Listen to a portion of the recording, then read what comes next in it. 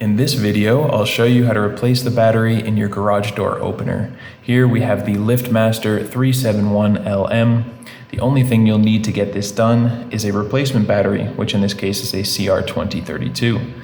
If you don't have one of these lying around, feel free to check out the link in the description, which will take you right over to Amazon where you can find these for a great price. Now, another thing you might want to have is a flathead screwdriver, but it's not necessary. You can start, if you don't have a flathead or you just prefer to do it this way, start by removing the clip by just pulling that out. And you can see along the seam on the top of the device, there's an opening. You can actually just insert the clip in there and twist to pry this open, but you might bend the clip or damage the plastic. I find it a little bit easier to just use the flathead. So go ahead and insert that in, give it a twist. This should come apart.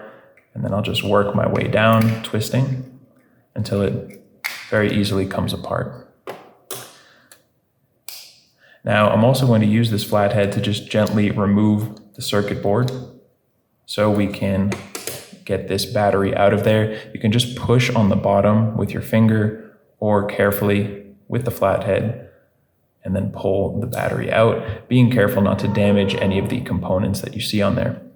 Now you can dispose of your old battery, and when you're putting in your new 2032, make sure the positive side that has the plus sign on it is facing up. And all you need to do is just push that all the way down into place.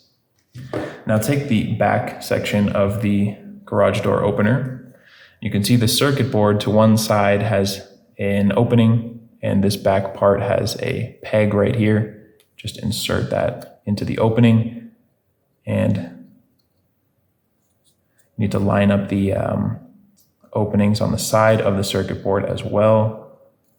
See if I can get that in there. There we go. Once it clicks down into place and it sits flush in there and it doesn't wiggle around, you are good to just click these two halves of the device back together. You can now put the clip back in just by sliding it all the way in, just like that, and you should be good to go. If you are just replacing the battery, you should not need to reprogram this. It should work right away with the setup that you already have. So that's it. I hope you found this video helpful. If you did, feel free to leave a like or a comment. Thank you so much for watching and have a great day.